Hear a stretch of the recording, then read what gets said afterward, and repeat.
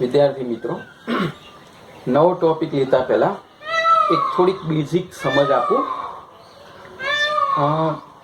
Generally આપણે દોરડા ખેંચની રમતની વાત કરીએ તો કોઈ એક અહીંયા બિંદુ છે અથવા તો કોઈ પદાર્થ છે. ચલો પદાર્થની જ વાત કરી સમજાવું તમને.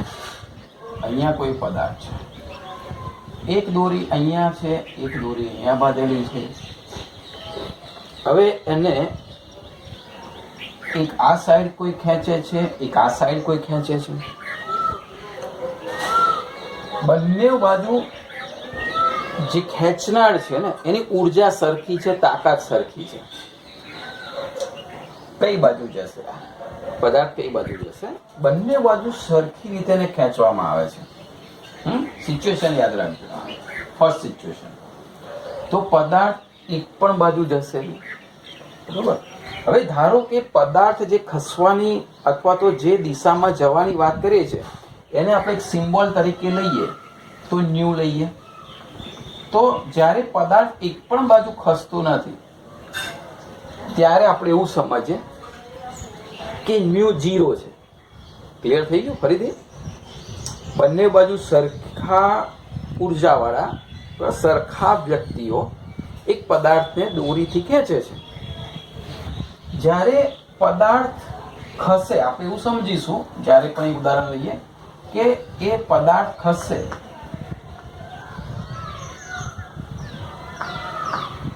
ત્યારે આપણે mu is not equal to 0 લઈશું, પણ પદાર્થ ત્યાં જ રહે.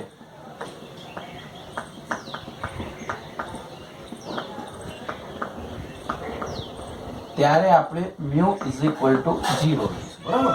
તો આ સિચ્યુએશન નંબર 1. બીજી સિચ્યુએશન લઈએ. હવે આ પદાર્થ જે છે એમાં બે જણ ખેંચે છે, બરોબર. હવે ધારો કે આપણે પણ નામ પણ આપી દઈએ. ચલો આને આ એ બી એ છે, આ બી છે. અહીંયા એ અને બી બંનેની તાકાત સરખી છે, એ પણ લખી દઉં. એ ઇઝ ઇક્વલ ટુ બી. આપણે એનર્જીની વાત કરીશું. અહીંયા પણ આ જગ્યાએ બી ખેંચે છે, આ જગ્યાએ એ ખેંચે છે, પરંતુ આમાં એ કરતા બી ની તાકાત વધુ છે. હવે એ કરતા બી ની તાકાત વધુ છે, બંને એને એકબીજા એને ખેંચી રહ્યા છે. તો કઈ બાજુ આ પદાર્થ જશે?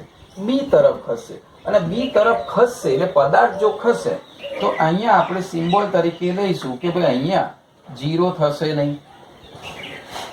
ક્લિયર? ત્રીજી સિચ્યુએશન લઈએ. હવે અહીંયા એકની જગ્યાએ 3 જણે પદાર્થને ખેંચી રહ્યા છે. સમજો. હવે આ પદાર્થને જે ખેંચી રહ્યા છે, અચ્છા પહેલા હું દિશાની વાત કરી દઉં. અહીંયા કોઈ બાજુ પદાર્થ જશે નહીં, અહીંયા આ બાજુ જશે. એટલે હું એને આવી રીતે સિમ્બોલની રીતે લખીશ. આવી રીતે એક તીર લખીશ અને અહીંયા એક આવું ક્રોસ કરીશ. આનો મતલબ પદાર્થ આ તરફ ખસી રહ્યો છે. હવે અહીંયા એક પદાર્થ ફરી મેં લીધો. અચ્છા એને હું કમ્પ્લીટ 3 જણ ખેંચી રહ્યા છે. એક આ દિશામાં, એક આ દિશામાં, એક આ દિશામાં. આ એ છે, આ બી છે અને આ સી છે. 3 દિશામાં એને ખેંચી રહ્યા છે. ત્રણેયનું બળ સરખું છે એટલે A is equal to B is equal to C. તો આમાં મ્યુ શું થશે? આમાં મ્યુ 0 થશે ને. પદાર્થ કોઈ જગ્યાએ ખસશે નહીં. ક્લિયર? આની આ સિચ્યુએશન આપણે એવું પણ કહી શકીએ કે થોડુંક ડિફરન્ટ લઈએ ત્રીજાની અંદર. અને ત્રીજામાં અહીંયા આવી રીતે લખીએ એ પદાર્થ જે છે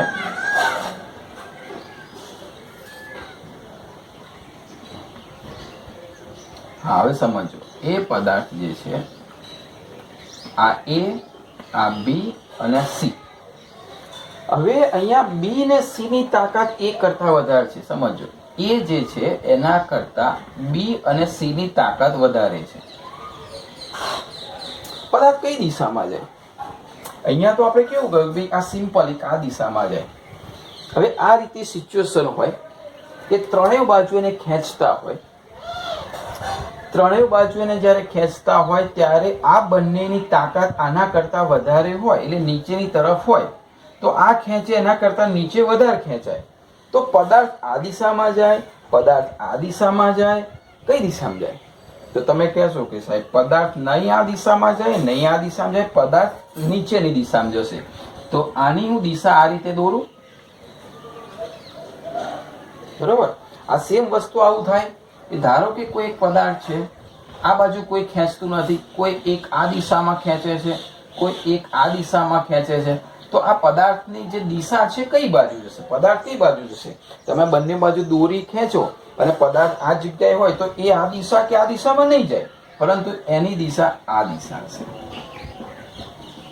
ક્લિયર? તો આ એક ત્રીજી સિચ્યુએશન હતી. ચોથી સિચ્યુએશન જોઈએ આપણે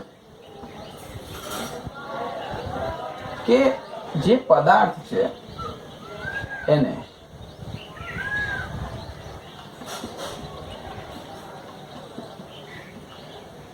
આવી રીતે ચાર દિશામાં ખેંચનાર છે, A, B, C અને D.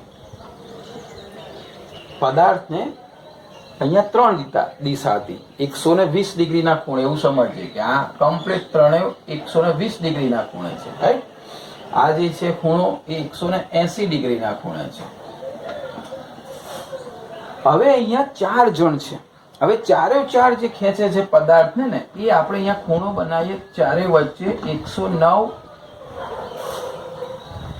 5 ડિગ્રી, બરોબર? 109 5 ડિગ્રીમાં 3 ડાયમેન્શનની અંદર પદાર્થ છે. એ 3 ડાયમેન્શનમાં ચારેય બાજુ પદાર્થને એક સરખી ઉર્જાથી ખેંચી રહ્યા છે. એટલે અહીંયા ચારેયની ઉર્જા સરખી છે, A બરાબર B બરાબર C બરાબર D. તો આપ જાણો છો તેમ મ્યુ શું થઈ જશે? 0. અહીંયા મ્યુ 0 નહીં થાય, મ્યુ નોટ ઇક્વલ ટુ 0. હવે અહીંયા એક સિચ્યુએશન એવી લઈએ આપણે કે આ જે પદાર્થ છે એ પદાર્થને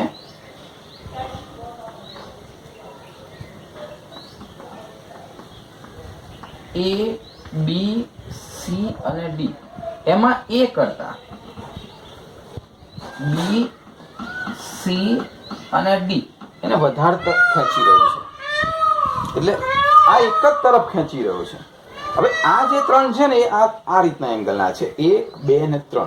આપ સમજી શકો છો ટ્રાયેંગલ થાય, એમની વચ્ચે ટ્રાયેંગલ થાય. એક ઉપર ખેંચી રહ્યો છે, આ રીતે ખેંચી રહ્યા છે, રાઈટ? તો પદાર્થ આ જગ્યાએ છે, એને ખેંચનાર આ ત્રણ છે. તો પદાર્થ કઈ દિશામાં જાય? આની દિશામાં જાય, આની દિશામાં જાય કે આની દિશામાં જાય? વિચાર લો. પદાર્થ આ જગ્યાએ છે, એને ત્રણ ટ્રાયેંગલ આ રીતે ટ્રાયેંગલમાં એને ખેંચી રહ્યા. તો સીધી વસ્તુ છે, પદાર્થ અહીંયા જશે આ જગ્યાએ. એ ટ્રાયેંગલનું જે વચ્ચેનું બિંદુ છે ત્યાં પદાર્થ નીચે જશે. તો એવી રીતે આની દિશા 3 છે, તો એની દિશા કઈ જશે? આ રીતે જશે. એટલે અહીંયા મ્યુ 0 થશે નહીં. ક્લિયર? ફરીથી ચેક કરી લઈએ સિચ્યુએશન આપણી. અહીંયા પદાર્થ A, B ઉર્જા સરખી, મ્યુ 0. એક બાજુ ખેંચાય છે, મ્યુ નોટ 0. ત્રણેય બાજુ સરખું, મ્યુ 0. બે બાજુ સરખું, એક બાજુ નથી, તો મ્યુ નોટ 0. ચારે બાજુ સરખી, મ્યુ 0. ત્રણ બાજુ સરખી, એક બાજુ નહીં, મ્યુ નોટ 0. રમત ખ્યાલ આવી ગયો ભાઈ બધાને? ક્લિયર? દોરડા ખેંચની રમત છે, બહુ સિમ્પલ ફિઝિક્સના સિદ્ધાંત છે અહીંયા કે કઈ બાજુ બળ લાગે અને કઈ બાજુ ખેંચાય, રાઈટ? હવે આ જે મેં ઘટનાની વાત કરી એનાથી બિલકુલ વિરુદ્ધ પણ થઈ શકે. કેવી રીતે એ સમજ્યો? જો ધારો કે આ બે તીર આમ છે, એની જગ્યાએ તીર વિરુદ્ધ વાગે, કોઈ બળ આમ લગાવે, કોઈ આમ લગાવે, બંને બાજુ બળ લગાવે, એવું પણ બની શકે ને? આપણે એવી રીતે જોઈએ તો પણ આ મ્યુ 0 થશે, એક પણ બાજુ એ પદાર્થ જશે નહીં, સરખું બળ લાગે છે, બંને એને ધક્કો મારી રહ્યા છે. અહીંયા આ જગ્યાએ આ તો વાત થઈ ગઈ. હવે અહીંયા જે ધક્કો વાગે છે આમ વાગે છે ને આમ વાગે છે, તો વધારે ફોર્સમાં જશે આગળ. ખ્યાલ? અહીં બે વિરુદ્ધ છે એટલે થોડોક ધક્કો આ બાજુ ઓછો લાગશે, પણ આ જે બાજુ ખેંચે છે ને એ બાજુ પેલો પણ ધક્કો મારે છે, બરોબર? તો બંને ધક્કા એક બાજુ જાય તો મ્યુની કિંમત થોડીક વધતી જાય. અચ્છા, અહીંયા બળ આ દિશામાં છે એની જગ્યાએ વિરુદ્ધ દિશામાં લાગે. હવે આ ત્રણે ત્રણ 120 એંગલ એને ધક્કો મારે છે, તો આ કોઈ પણ જગ્યાએ નહીં જાય, મ્યુ 0 થશે. હવે સમજો, આ બે ધક્કો આમ મારે છે ઉપર, બરોબર? એટલે આની વાત કરીએ આપણે તો અહીંયા હું જો દોરું અને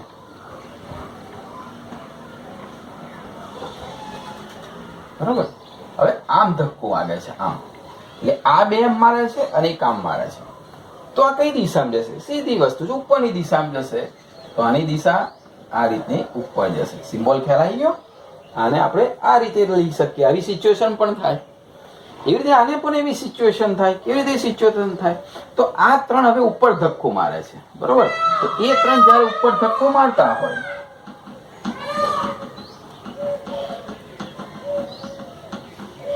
તો હવે એની દિશા કઈ જશે? ઉપર જશે. તો એ પદાર્થ ઉપર ખેંચાશે. તો આટલી સંભાવના છે એવું કહી શકાય આપણે રમતની અંદર, બરોબર? આ તો તમારા એજ્યુકેશન રમતમાં પણ આવું થશે. ઘણાને ખાલી બે જ વસ્તુનો રસ હોય, રમત અને એજ્યુકેશન, તો બંને એને સરખું ખેંચે. તો તમે ત્યાંના ત્યાં રમત ને એજ્યુકેશન બંને સરખું ખેંચે તો તમારી સ્થિતિ ત્યાંની ત્યાં. તમને એજ્યુકેશન વધારે ખેંચે છે રમત કરતા, બરોબર? તો તમે ક્યાંક કોઈ જગ્યાએ પહોંચશો. રમતોમાં જિંદગી અત્યારે ભર બાળપણ તમારું, કિશોર અવસ્થા સમય જો રમતોમાં જ જતો રહે તો તમારી જિંદગી પાછળ જશે. અને એજ્યુકેશન ખેંચશે રમત કરતા વધારે તો તમે કોઈ મુકામે પહોંચી જશો. એવી રીતે ત્રણ વસ્તુ હોય, એજ્યુકેશન હોય, બરાબર, રમતો હોય અને મોબાઈલ ને ટીવી હોય, તો તમે પાછા ત્યાંના ત્યાં ત્રણેય સરખું આપશો તો કે ભાઈ હું 2 કલાક એજ્યુકેશન, હું 2 કલાક રમત અને 2 કલાક મોબાઈલ ટીવી, તો પાછા ત્યાંના ત્યાં. પણ તમારી રમત, તમારો મોબાઈલ એમના કરતા એજ્યુકેશન વધારે હોય, તમે ક્યાંના ક્યાંય પહોંચી જશો. તમારું સ્થાન ક્યાંક કોઈ જગ્યાએ અલગ હશે, બરોબર? એવી રીતે અહીંયા તમારી રમત હોય, તમારા મોબાઈલ હોય, તમારું એજ્યુકેશન હોય, બહાર ફરવાના મોજશોખ હોય, તો તમે ત્યાંના ત્યાં બધા જ ખેંચી એટલે ત્યાંના ત્યાં. પરંતુ આ રીતનું સિચ્યુએશન હોય કે તમારી એજ્યુકેશન જે છે એ જ બાજુ તમારા રમતનું વલણ હોય, રમત ઓછી હોય તમારી, બરાબર? રમતનું પણ વલણ તમારું એજ્યુકેશન તરફ હોય, તમારું ફરવા બરવાનું ઓછું થઈને એજ્યુકેશન તરફ તમારું કોન્સન્ટ્રેશન હોય, તમારું ટીવી મોબાઈલનો પણ સમય એજ્યુકેશનમાં આપતા હોય, તો તમે બહુ ઝડપથી સારા મુકામે પહોંચી જાઓ. આપણે બધી આ જે ચર્ચા કરીને એ બધી જ આની ચર્ચા કરી. કારણ કે આ શબ્દ તમને એવું લાગશે કે સાહેબ આટલો બધો ભયંકર શબ્દ પણ હવે સહેલો થઈ ગયો તમારા માટે. દ્વિધ્રુવ ચાક માત્રા.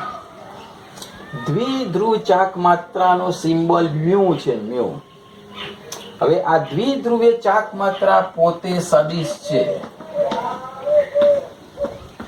સદિશ આપ સૌ જાણો છો કે એમાં દિશાનું મહત્વ છે. આપણા જે એરાથી જોયું એ દિશાનું મહત્વ છે. અને અહીંયા આપણે જે વાત કરવાના છે દ્વિધ્રુવીય ચાક માત્રા જે સદિશ છે, જેને આવી રીતે દર્શાવવામાં આવે છે, આ રીતે. જે બાજુ વધારે ખેંચાણ હોય એ બાજુ આવું તીર હોય છે, અને જે ખેંચાતું હોય, બરોબર, એટલે જેની તાકાત ઓછી હોય ત્યાં આવું ક્રોસ હોય છે. એટલે આ સદિશ જે છે એને આપણે આવી રીતે દર્શાવીશું તીરથી. પાછળ એની જે ટેલ છે, હેડ છે ત્યાં તીર આવશે, ટેલ છે ત્યાં ક્રોસનું નિશાન કરીશું આપણે. આ દ્વિધ્રુવીય ચાક માત્રા સદિશ મેં તમને કહ્યું પ્રમાણે સદિશ બતાડે છે, એનો સિમ્બોલ મ્યુ છે. તો એ દ્વિધ્રુવીય ચાક માત્રાનું મૂલ્ય 0 ક્યારે હોય? તો કે બધી દિશામાં સમાન રીતે લાગતું હોય. એક આ જગ્યાએ 0 છે, બધી દિશામાં સમાન બળ લાગતું હોય. એક આ જગ્યાએ 0 છે, બધી દિશામાં સમાન ખેંચાણ હોય. એક આ જગ્યાએ 0 છે, બધી દિશામાં સમાન ખેંચાણ હોય, ત્યારે મ્યુ ની વેલ્યુ 0 આવે છે. પરંતુ કોઈ એક દિશાની અંદર ખેંચાણ હોય એક કરતા વધારે, તો ત્યાં મ્યુની કિંમત 0 આવતી નથી. આપણી પાસે 3 સિચ્યુએશન છે. 2 જણ ખેંચે તો કઈ સિચ્યુએશન, 3 જણ ખેંચાણ થાય તો કઈ સિચ્યુએશન, 4 જણ ખેંચાણ થાય તો કઈ સિચ્યુએશન છે. રાઈટ? આ થોડુંક મગજની અંદર ક્લિયર કરી દેજો. આ કોન્સેપ્ટ ક્લિયર કરી દેશો તો હવે આપણે જે ટોપિક ઉપર જઈ રહ્યા છે ને એ ટોપિકને તમને સરસ સમજ પડશે. તો આ છે દ્વિધ્રુવીય ચાક માત્રા. અચ્છા, ફિઝિક્સની ભાષાની અંદર સમજાય તો mu is equal to Q into R. આ જે ક્યુ છે ને એ છે, આપ સૌ જાણો છો, સિમ્બોલ પણ ઘણી વખત આવી ગયો. આ ભાર બતાડે છે, વીજ ભાર, અને આ બતાડે છે અંતર. બરાબર, જે ખેલાડીઓ છે ને ABCD એ બધા વચ્ચેનું અંતર બતાડે છે. અને વીજ ભાર એટલે તાકાત બતાડે છે કે કોની તાકાત વધારે છે, એ બાજુ ખેંચાય છે, બી બાજુ ખેંચાય છે, સી બાજુ ખેંચાય છે, એ ભાર અને એમની વચ્ચેનું અંતર બતાડે છે. એનો એકમ છે ડી બાય. આ ડી નો મતલબ થાય છે ડી બાય, વૈજ્ઞાનિકના નામ પરથી છે. 1D બરાબર 3.33564. 3 4 5 6 આંકડો યાદ રાખવાનો છે તમારે, બરોબર. 3.33564 into 10 પછી ત્યાં પણ 3 નો આંકડો 10⁻30. હવે આનો એકમ ડી બાય કેવી રીતે છે તો કે આ ક્યુ નો એકમ શું થાય તો કે કુલમ. આપ સૌ જાણો છો કુલમ. અંતર શામાં મપાય? મીટરમાં. તો આ જે સિમ્બોલ છે CM એ શાનો સિમ્બોલ છે? કુલમ મીટરનો. તો આ એકમને તમારે અહીંયા આ રીતે લખશો તો પણ ચાલશે, કુલમ મીટર. તો 1D બાય એટલે કેટલા એ જોઈ લઈશું આપણે. અને આપ સૌ જાણો છો કે આ બંનેમાં મ્યુ જ્યારે 0 હોય ને એનો મતલબ એવો થયો કે ભાઈ સરખી રીતે બધી દિશામાં બળ લાગે છે, તો તે વખતે મ્યુ 0 હોય છે. બરાબર, મ્યુ 0 ના હોય ત્યારે આ બંનેની પ્રોપર કિંમત હોય છે. અને એ ડી બાય એકમ, ડી બાય એટલે કુલમ પ્રતિ મીટર જે આવે ને આપણે 1D બાય કહીએ છીએ, બરોબર. અને 1D બાય જે છે એટલે કેટલા થાય? 3.33564 into 10⁻30 કુલમ મીટર. તો આ જે આંકડો છે ને, આ જે આંકડો એને 1D બાય કહેવામાં આવે છે, બરોબર. એટલે આપણે મ્યુ ડી બાયમાં માપીશું, કુલમ મીટર જે આવે એને ડી બાયમાં કન્વર્ટ કરી દઈશું. તો આ સૂત્ર છે એ તમારે યાદ રાખવાનું છે. આ થોડી બેઝિક માહિતી હતી દ્વિધ્રુવીય ચાક માત્રાની. હવે આપણે પ્રોપર એના ઉદાહરણ લઈએ.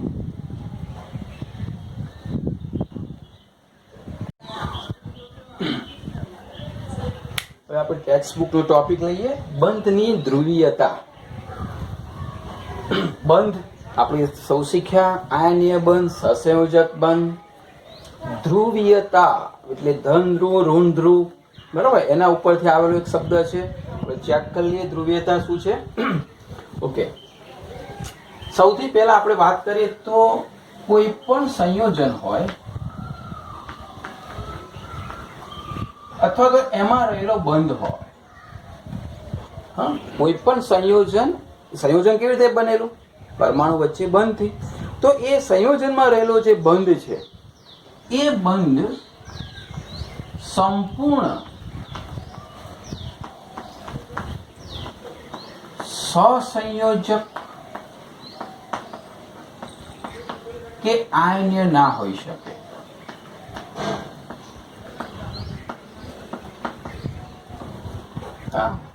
સમજો ફરીથી. હવે ધારો કે કોઈ આયનીય બંધમાં ઇલેક્ટ્રોનનું સ્થાનાંતર થાય, બરોબર. ધન અને ઋણ એકબીજા સાથે સ્થિર વિદ્યુતીય આકર્ષણ બળથી જોડાય અને એને આપણે આયનીય બંધ કહીએ છીએ, વિદ્યુત સંયોજક બંધ કહીએ છીએ. તો તમે કહો સાહેબ આમાં તો ઇલેક્ટ્રોનની ભાગીદારી છે જ નહીં, આ તો સ્થાનાંતર છે, એટલે આ 100% આયનીય બંધ. અને કોઈ ધારો કે હાઇડ્રોજન લઈએ તો હાઇડ્રોજન એક ઇલેક્ટ્રોનની કમ્પ્લીટલી ભાગીદારી કરે છે, એકબીજાને તો ઇલેક્ટ્રોન આપતા નથી, એટલે ધન ઋણ આયનનો કોઈ પ્રશ્ન જ નથી. તો આ તો 100% સહસંયોજક બંધ થયો. તો ના, પ્રાયોગિક સમર્થન મળતું નથી. આ મિત્રો એવી વાત છે કે બાયોલોજીકલી રીતે તમે જોવા જાઓ તો કોઈ વ્યક્તિ એટલે કે પુરુષ કે સ્ત્રી 100% પુરુષ પણ ના હોય, 100% સ્ત્રી પણ ના હોય. તમને એવું લાગશે કે સાહેબ એવું કેવું? સાચી વાત છે. 100% પુરુષના લક્ષણો કોઈ વ્યક્તિમાં ના હોય, એવી રીતે 100% કોઈ સ્ત્રીમાં સ્ત્રીના લક્ષણો ના હોય.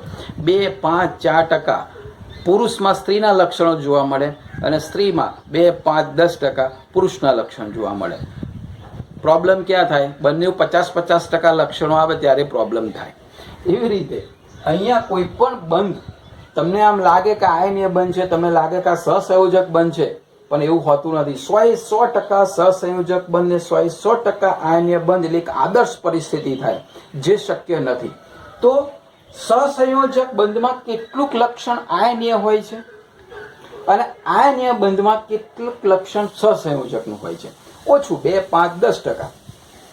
એટલે કે કોઈ બંધ સંપૂર્ણ સહસંયોજક અથવા તો આયન્ય હોઈ શકે નહીં. તો બંધની જે ધ્રુવીયતા છે બે પ્રકારે આપણે કહી શકીએ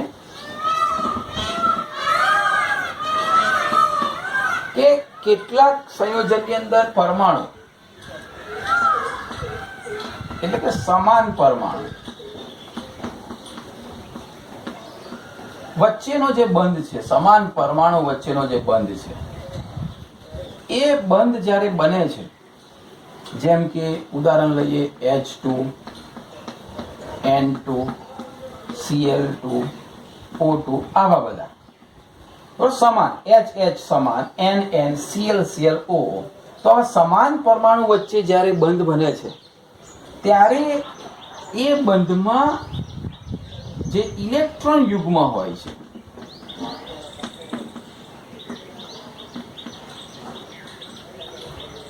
તે બંને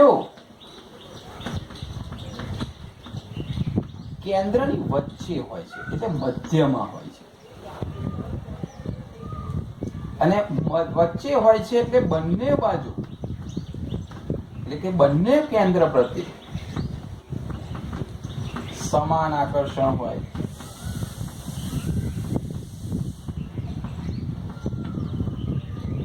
ધારો કે ઉદાહરણ લઈએ આપણે કે H લઈએ તો H નો એક ઇલેક્ટ્રોન બીજા H નો એક ઇલેક્ટ્રોન. તો આ બંને ઇલેક્ટ્રોનમાં છે આ હાઇડ્રોજન નો એક ઇલેક્ટ્રોન, આ હાઇડ્રોજન નો એક ઇલેક્ટ્રોન. આપ સૌ જાણો છો કે આ સહસંયોજક બનશે. તો આ બંને ઇલેક્ટ્રોનનું આ કેન્દ્ર અને આ કેન્દ્ર સરખું હશે, અંતર સરખું હશે. એટલે કે ઇલેક્ટ્રોન યુગ્મ બંને કેન્દ્રની વચ્ચે હશે અને વચ્ચે હોય એટલે આ કેન્દ્ર અને આ કેન્દ્ર બંને વચ્ચે સમાન આકર્ષણ ધરાવતા હોય. અને સમાન આકર્ષણ જ્યારે ધરાવતા હોય ત્યારે આ જે બંધ છે એને અધ્રુવીય બંધ તરીકે ઓળખવામાં આવે છે. હા, આપણે સહસંયોજક બંધની વાત કરીએ છીએ. આ ધ્રુવીયતા જે છે ને એ કયા બંધની વાત કરીએ છીએ? સહસંયોજક બંધ. તો અહીંયા અધ્રુવીય બંધ જે બને છે અથવા તો અધ્રુવીય સહસંયોજક બંધ કહે છે. કોને? સમાન પરમાણુ વચ્ચે જ્યારે બંધ બને ત્યારે ઇલેક્ટ્રોન યુગ્મ બંને કેન્દ્રની વચ્ચે હોય, બંને કેન્દ્ર વચ્ચે સરખું આકર્ષણ ધરાવે, તો તે વખતે જે બંધ બને એને કહેવાય અધ્રુવીય બંધ. હવે એનાથી વિરુદ્ધ વાત કરીએ કે વિષમ કેન્દ્રીય પરમાણુ હોય,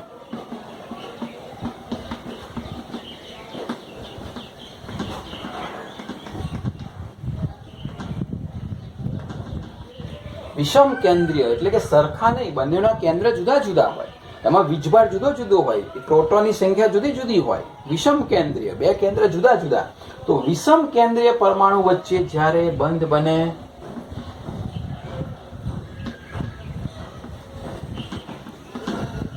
ત્યારે તેમાં જે વચ્ચે રહેલા ઇલેક્ટ્રોન યુગ્મ છે કોઈ એક તરફ વધુ આકર્ષાયેલા હોય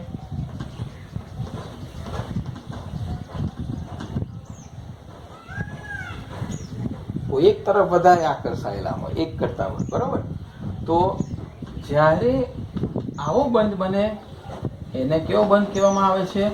ધ્રુવીય સહસંયોજક બંધ.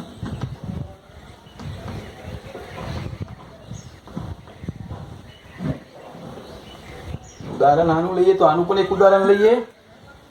ધારો કે HF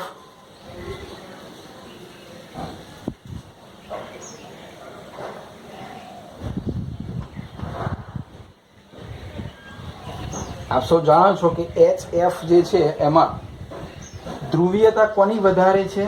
F ની. એટલે કે F ની વિદ્યુત ઋણતા વધારે.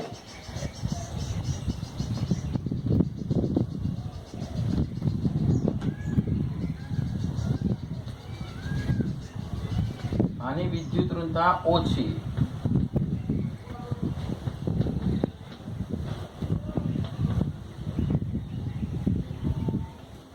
તો આની વિદ્યુત ઋણતા વધારે. તો આપ સૌ જાણો છો કે વિદ્યુત ઋણતા એટલે બંધમાંના ઇલેક્ટ્રોનને પોતાની તરફ આકર્ષવાની ક્ષમતા. તો H અને F બેમાંથી કોણ ઇલેક્ટ્રોનને પોતાની તરફ આકર્ષે? તો બહુ સીધી વસ્તુ, F આકર્ષે. અને એફ એની પાસે આ ઇલેક્ટ્રોનને ખેંચશે.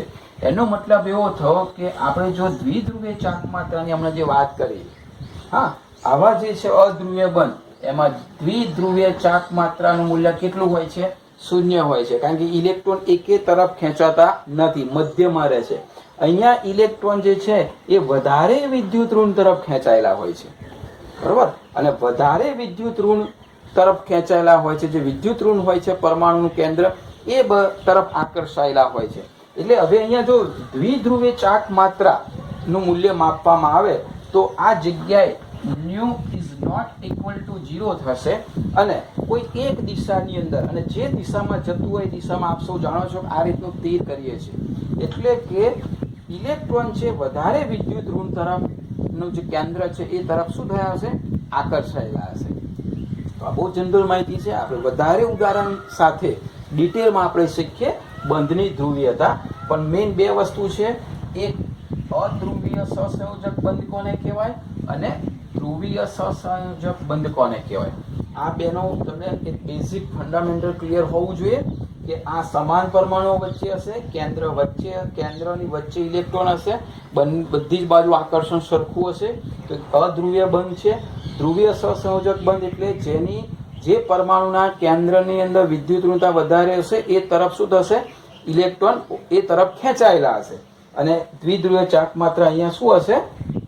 0 નહીં હોય, બરોબર? અને દિશા આ દિશામાં હશે.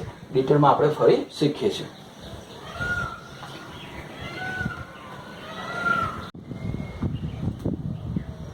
દ્વિધ્રુવીય ચાક માત્રના કેટલાક બીજા ઉદાહરણો લઈએ આપણે.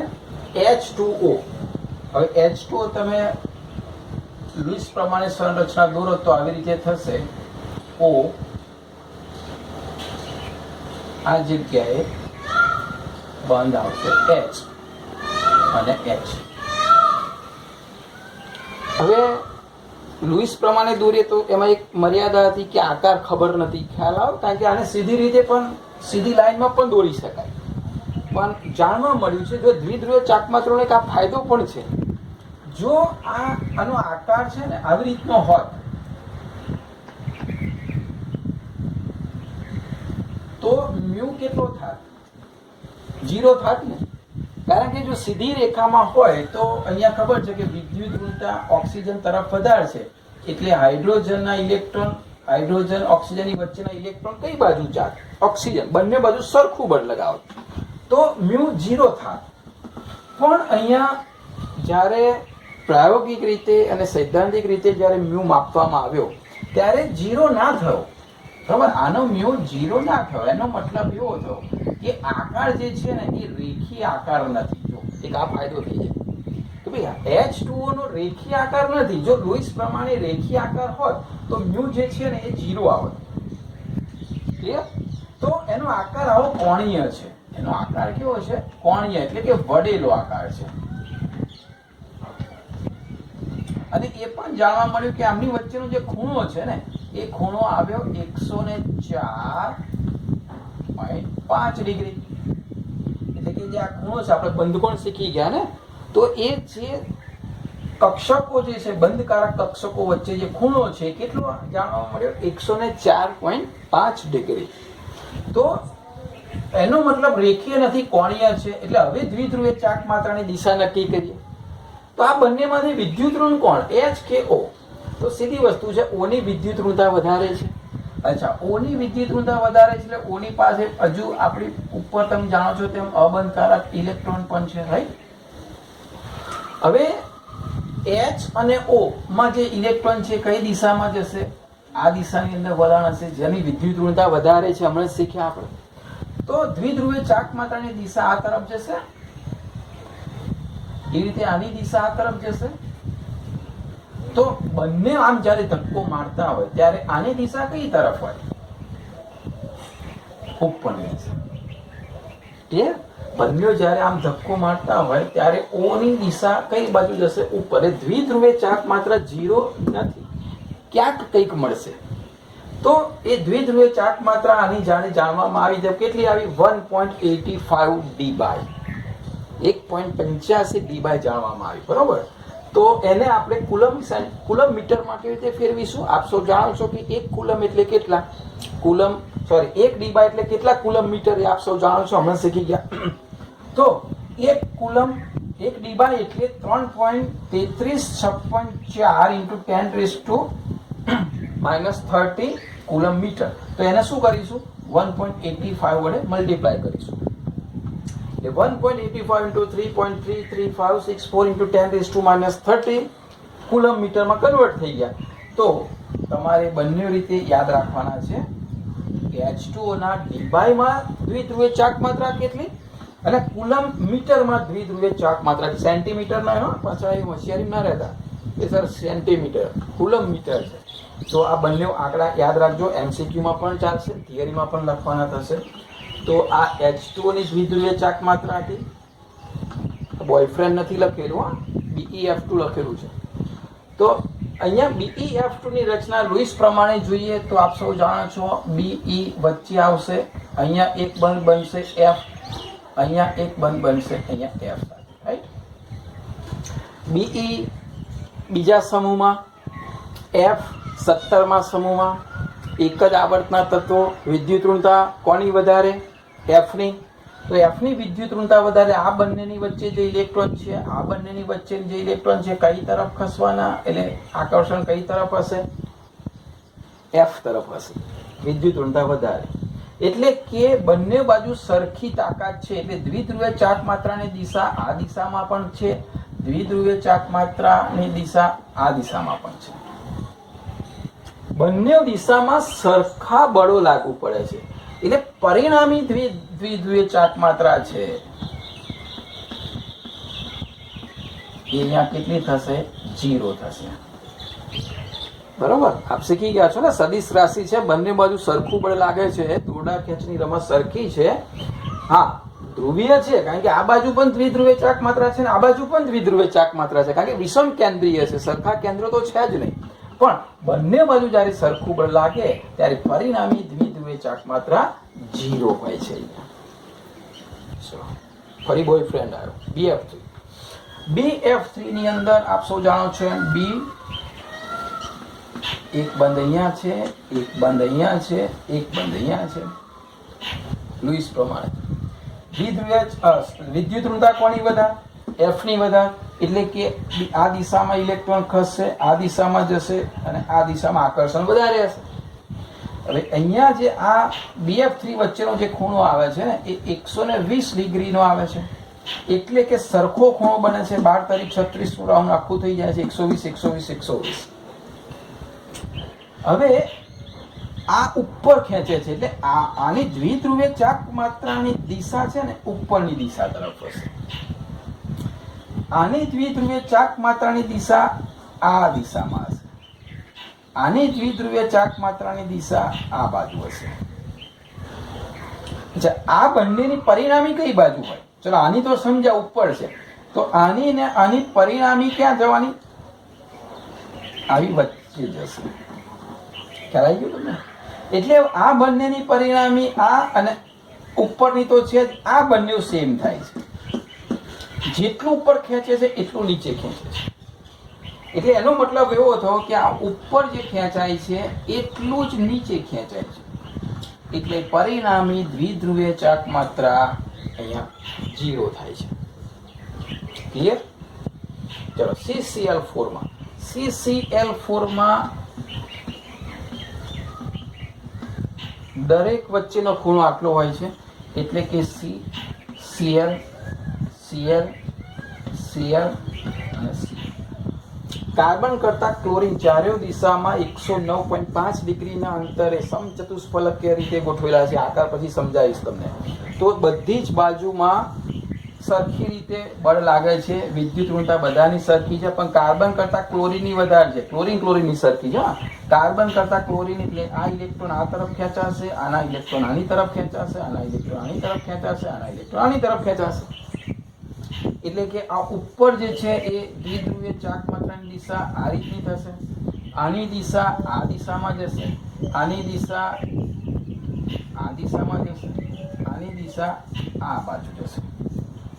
હા, એટલે દ્વિધ્રુવીય ચાક માત્રાની દિશા આની 3 જશે, આ ઉપર છે. હવે નીચે મેં તમને હમણાં સમજાવ ટ્રાયેંગલ થાય, આમ ખેંચાય છે, આમ ખેંચાય છે, આમ ખેંચાય છે, તો પરિણામી ક્યાં જશે? વચ્ચે ખેંચાશે. તો આ 3ની પરિણામી ક્યાં જશે? વચ્ચે જશે. ફરી આના જેવું થયું, ઉપર નીચે ઉપર, પરિણામી આ 3ની પરિણામી થઈ અને આ ઉપર થઈ, એટલે હવે આ બે વચ્ચે કોમ્પિટિશન થવાની. તો આ બંને કોમ્પિટિશનમાં આ ઉપર ખેંચાય છે તો સામે સેમ એનર્જી નીચે ખેંચાય છે, તો અહીંયા પાછો મ્યુ કેટલો થઈ જશે? 0 થઈ જશે. એટલે આ કાર્બન ટેટ્રાક્લોરાઇડ છે એમાં મ્યુ 0 થાય છે, બરાબર. BF3 છે એમાં મ્યુ 0 થાય છે, અહીંયા 0 થતો નથી, અહીંયા પણ 0 થાય છે. તો આ જનરલ સામાન્ય સમજ હતી જે તે અણુની, બરાબર. તો આ એક ઉદાહરણ, આ બીજું ઉદાહરણ, ત્રીજું અને ચોથું ઉદાહરણ. હવે ટેક્સ્ટ બુકની અંદર જ્યાં ટૂંકનક પૂરી થાય છે, ટોપિક પૂરો થાય છે, ત્યાં સરસ એક ટેબલ આપેલું છે. ટેબલમાં અલગ અલગ પ્રકારના અણુઓની રચના આપેલી છે. સામે એની ડી બાયની અંદર દ્વિધ્રુવીય ચાક માત્રાના મૂલ્યો આપેલા છે. તમને એક સમજાવું છું, બાકીના તમે અભ્યાસ કરશો એટલે તમને આવડશે. હવે અહીંયા જો HF, HCl, HBr, HI અને H2. હવે આ બધાની રચના જોઈએ ને તો આવી થવાની. ચલો HH સિંગલ બંધ, HF 1 સિંગલ બંધ સહસંયોજક બંધ, HCl, HBr, HI. હવે આ બંને પરમાણુ છે એમાં આ સમકેન્દ્રીય છે. જો H2 સરખા કેન્દ્ર વાળો, એટલે મ્યુ એની 0 આવવાની સીધી વસ્તુ છે. આ મ્યુની કિંમત લખેલી છે ને 0 આવશે. પણ આ તો વિષમ કેન્દ્રીય છે બધા. વિષમ કેન્દ્રીય છે એટલે ઇલેક્ટ્રોન જે છે વધારે વિદ્યુત ઋણ તરફ જશે, એટલે કે અહીંયા F તરફ, અહીંયા Cl તરફ, અહીંયા Br તરફ, અહીંયા I તરફ. એટલે દરેકની જે દિશા છે આવી દિશા તરફ હશે. દ્વિધ્રુવીય ચાક માત્રાની દિશા એક બાજુ હશે. તો ઓબ્વિયસલી આ ચારેયનું મ્યુ 0 નથી, આનું 0 છે, સમ છે એટલે, બરાબર. આ વિષમ છે એટલે 0 નથી. પરંતુ 0 નથી તો શું બધાનું સમાન હોય? ના. ખેંચનાર કોણ છે? ખલી ખેંચે છે કે ભાઈ કોઈ સામાન્ય વ્યક્તિ ખેંચે છે કે નાનો છોકરો ખેંચે છે? બળ કઈ બાજુ વધારે? તો આમાં ખલી કોણ? F. કેમ? વિદ્યુત ઋણતા એની સૌથી વધારે છે. તો જેની વિદ્યુત ઋણતા સૌથી વધારે એ ઇલેક્ટ્રોનને વધારે એની તરફ ખેંચશે. આની વિદ્યુત ઋણતા આના કરતા વધારે છે, આની ઓછી છે, આના કરતા આની ઓછી છે, આના કરતા આની ઓછી છે. એટલે તમે જોઈ શકો છો કે HF ની સૌથી વધારે ડીબાઈની અંદર દ્વિધ્રુવીય ચાક માત્રા છે, કારણ કે બધા જ બંધ ધ્રુવીય છે, બધામાં જ દ્વિધ્રુવીય ચાક માત્રા છે, પણ વેલ્યુ જુદી જુદી કેમ છે? તો આના કરતા વધારે વિદ્યુત ઋણ છે એટલે એના કરતા આની દ્વિધ્રુવીય ચાક માત્રા વધારે છે. Br કરતા Cl વધારે વિદ્યુત ઋણ છે એટલે આના કરતા અહીંયા દ્વિધ્રુવીય ચાક માત્રા વધારે છે. Cl કરતા F ભાઈની વધારે છે એટલે કે એની 1.78 ડીબાઈ છે. તો ટેબલમાં વધારે તમને ખ્યાલ આવશે. તમારી જાતે થોડુંક એનાલિસિસ કરજો કે દ્વિધ્રુવીય ચાક માત્રાનું મૂલ્ય ક્યાં 0 છે, કેમ 0 છે, ક્યાં નથી 0 અને કેમ એની વેલ્યુ વધઘટ થાય છે. તો આ જે છે એ દ્વિધ્રુવીય ચાક માત્રા અને ધ્રુવીય અને અધ્રુવીય અણુઓની આ સ્ટ્રક્ચર રચના છે.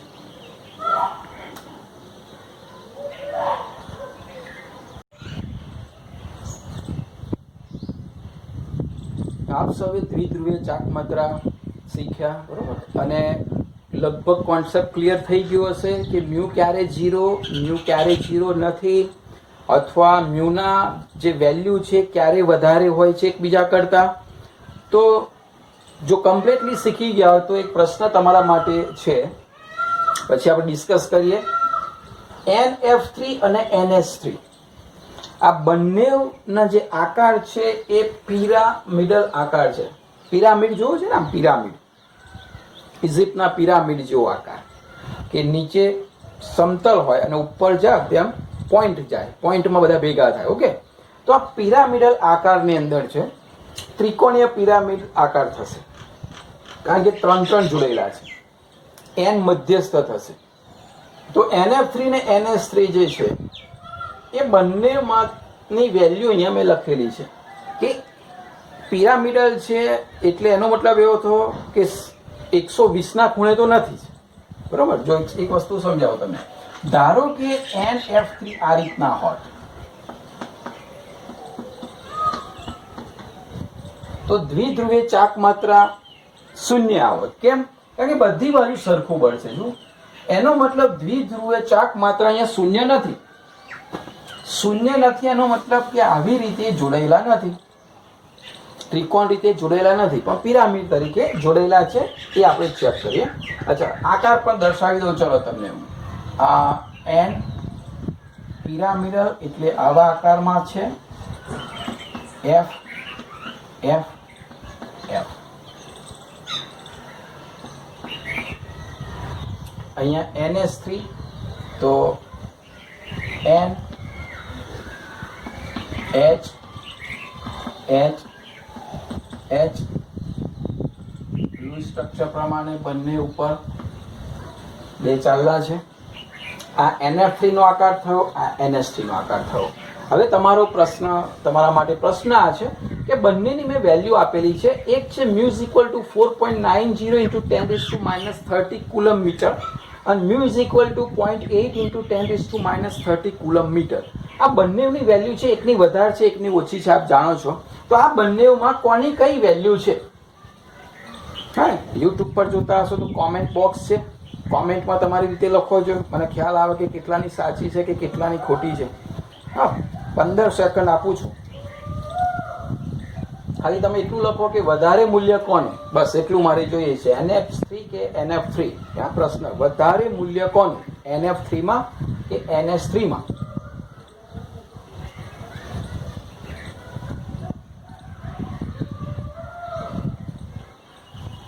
ઓકે, પોઝ કરીને પણ લખી શકો છો. વિચારવું હોય તો પોઝ કરજો વિડીયો, બરોબર? હવે આપણે ચેક કરીએ કે ભાઈ ખરેખર કોનું મૂલ્ય સાચું તમારામાંથી છે, કોનું ખોટું છે. તો જો હવે NF3 છે. NF3 માં આપ શું જાણો છો તેમ N કરતા F ની વિદ્યુત ઋણતા વધારે, અને જેની વિદ્યુત ઋણતા વધારે હોય એ તરફ ઇલેક્ટ્રોન આકર્ષાયેલા હોય. સીધી વસ્તુ છે. હવે અહીંયા N થી F તરફ આકર્ષાયેલા છે. પિરામિડલ આકાર છે એટલે કે નીચે ત્રિકોણ આ રીતનો બનશે, ઉપર પોઈન્ટ બનશે. હવે આ જે પિરામિડલ આકાર છે એમાં આ બાજુ છે ત્રણેય, તો પરિણામી દ્વિધ્રુવીય ચાક માત્રાની દિશા વચ્ચે જવાની છે, રાઈટ? સીધી વસ્તુ છે. તો અહીંયા આ ત્રણેય દિશાની અંદર આની દ્વિધ્રુવીય ચાક માત્રા આ દિશામાં, આની દ્વિધ્રુવીય ચાક માત્રા આ દિશામાં, આની દ્વિધ્રુવીય ચાક માત્રા આ દિશામાં. તો પરિણામી દ્વિધ્રુવીય ચાક માત્રા આ દિશામાં જશે. એ તમે સામાન્ય રીતે આવું સમજશો. ચલો, H અને N માં H કરતા N ની દ્વિધ્રુવીય ચાક માત્રા વધારે, એટલે આ ઇલેક્ટ્રોન આ દિશામાં જશે, આ ઇલેક્ટ્રોન આ દિશામાં જશે, આ ઇલેક્ટ્રોન આ દિશામાં જશે. એટલે કે આની દિશા આ દિશામાં છે દ્વિધ્રુવીય ચાક માત્રા, આની દિશા પણ આ દ્વિધ્રુવીય ચાક માત્રા, આની દિશા પણ દ્વિધ્રુવીય ચાક માત્રાની આ દિશા છે. બરોબર? હવે સમજો, અબંધકારક ઇલેક્ટ્રોન જ્યારે હોય કોઈ પરમાણુ પર, તો એ પણ એનું જે ઇલેક્ટ્રોન વાદળ છે એ પણ આકર્ષણ અપાકર્ષણમાં ભાગ ભજવે છે તો ઇલેક્ટ્રોનનું વાદળ, એટલે એની બાજુ પણ દ્વિધ્રુવીય ચાક માત્રા હોય છે. તો અહીંયા જ્યારે કોઈની સાથે બંધમાં ભાગ નથી લેતા એવા ઇલેક્ટ્રોન છે ને જે તે કક્ષકમાં હોય છે. આપણે શીખીશું અબંધકારક કક્ષક, અબંધકારક ઇલેક્ટ્રોન યુગ્મ ધરાવતી કક્ષક. આ પણ કક્ષક જ છે. આપણે પેલા બંધકોણમાં શીખ્યા હતા ને કે આ કક્ષક છે, આ 3 કક્ષકોના ચોથી, 3 અને ચોથી. તો અહીંયા હવે આ જે અબંધકારક ઇલેક્ટ્રોન ધરાવતી કક્ષક છે ને એની દ્વિધ્રુવીય ચાક માત્રાની દિશા હંમેશા આ રીતની હોય. તો આની દ્વિધ્રુવીય ચાક માત્રાની દિશા પણ આ રીતે હશે. કોની? આ કક્ષકની મેં દોરી છે. ભલે કોઈ બંધ નથી, ભલે કોઈ પરમાણુના કેન્દ્રને ખેંચતું નથી, પણ વાદળ જે છે એટલે કે સેન્ટર, આનું કેન્દ્ર અને આ ઇલેક્ટ્રોનની વાદળ ઘનતા વધારે હોય છે અબંધકારક ઇલેક્ટ્રોનમાં, કારણ કે 2 ઇલેક્ટ્રોન છે એટલે એની દિશા ઉપરની દિશામાં હોય છે. એટલે ટૂંકમાં જ્યાં અબંધકારક ઇલેક્ટ્રોન યુગ્મ ધરાવતી કક્ષક છે એ દિશામાં દ્વિધ્રુવીય ચાક માત્રા હોય છે. હવે આકૃતિ બરોબર જુઓ શું થાય છે. અહીંયા જે બને છે ને એ એક દિશા ઉપરની થાય, પણ આ અબંધકારક વાળાને થાય. આ અબંધકારક ઇલેક્ટ્રોન યુગ્મ ધરાવે એની દ્વિધ્રુવીય ચાક માત્રા પરિણામી નીચે આવી, એટલે પરિણામી જે છે નીચે આવી. હવે બંને સરખી તો નથી જ. હા, સરખી ક્યારે હોય? અહીંયા F હોત તો પરિણામી શૂન્ય થઈ જાય. પણ ત્યાં એફ નથી. એફ કરતાં તો વિદ્યુત ઋણતાની ઓછી છે ને, ઇલેક્ટ્રોન જ છે, અને એફની તો વિદ્યુત ઋણતા સૌથી વધારે આવક કોષ્ટકમાં છે. એટલે આની થોડી ઘણી તો છે એ થોડું ઘણું બળ આ બાજુ ખેંચાય છે, વધારે બળ નીચે ખેંચાય છે. એટલે પરિણામી 0 નથી, પણ આની સાપેક્ષે આ થોડું ખેંચે છે. એટલે અહીંયા દ્વિધ્રુવીય ચાક માત્રા ઓછી થાય છે. ભલે એચ કરતા એફની વિદ્યુત ઋણતા વધારે છે. અહીંયા શું થાય છે, આ ઉપરની જે વિદ્યુત ઋણતા છે એ તો છે ઉપર જ, પણ આ નીચેની ત્રણેયની પણ ઉપરની દિશામાં થાય છે. જુઓ, અહીંયા બે એરા જુઓ, અને અહીંયા બે એરા જુઓ. શું થાય છે તમને શું લાગે? અહીંયા ભલે એફની વિદ્યુત પરિણામી તો છે એના કરતાં થોડીક ઓછી થાય છે, કારણ કે ઉપર ખેંચે. અહીંયા આની ભલે ઓછી છે પણ સામે બીજી પણ છે. બહુ સીધી વસ્તુ છે. આ જે NH3 છે એની દ્વિધ્રુવીય ચાક માત્રા વધારે છે 4.90 into 10⁻⁻30, અને આની જે દ્વિધ્રુવીય ચાક માત્રા છે એ ઓછી છે 0.8 into 10⁻30. તેનું કારણ આ છે. લખવાનું કેવી રીતે ટૂંક નોંધમાં? તો આ મુદ્દાથી લખીશું કે NH3 માં અબંધકારક ઇલેક્ટ્રોન યુગ્મને કારણે, આ અબંધકારક ઇલેક્ટ્રોન યુગ્મને કારણે કક્ષકીય દ્વિધ્રુવ, આ કક્ષકીય દ્વિધ્રુવ જે છે એ એક જ દિશામાં હોય છે. બરાબર? અને કઈ દિશા? તો કે જે NH બંધની પરિણમતી, આ NH જે બંધ છે 3, એમાં પરિણમતી 1, 2 અને 3 ની આ જે પરિણમતી છે ઉપરની, આ એ મ્યુની દિશામાં જ હોય છે. એટલે બંને દિશા છે. બરોબર? સમજો ફરીથી. આ આની વાત કરે છે અને આ આની વાત કરે છે. બંને કઈ દિશામાં? ફરીથી NH3 માં અબંધકારક જે ઇલેક્ટ્રોન યુગ્મને કારણે કક્ષકીય દ્વિધ્રુવ છે એક જ દિશામાં હોય છે. NH3 બંધની પરિણામથી મ્યુ પણ એક દિશામાં હોય છે. બંને જ્યારે એક દિશામાં થાય છે એટલે પરિણામી દ્વિધ્રુવીય ચાક માત્રા વધારે છે. અહીંયા શું થાય છે? આની આ જ વસ્તુ. NF3 માં અબંધકારક ઇલેક્ટ્રોન યુગ્મને કારણે કક્ષકીય દ્વિધ્રુવ એક દિશામાં હોય છે, પણ NF બંધની પરિણમતી જે છે એ મ્યુની દિશાની વિરુદ્ધ દિશામાં હોય છે. એટલે આની ઉપરની દિશાની વિરુદ્ધ દિશામાં હોય છે, એટલે પરિણામી દ્વિધ્રુવીય ચાક માત્રા ઓછી થઈ જાય છે. બરોબર? એટલે આ લાઈનથી તમારે એ ટૂંકમાં પૂછાય તો લખવાનું છે. તો આ ખાસ અણુની વાત કરી છે. NH3 ની વિદ્યુત ઋણતા, દ્વિધ્રુવીય ચાક માત્રા NH3 ની NF3 કરતા વધારે હોય છે.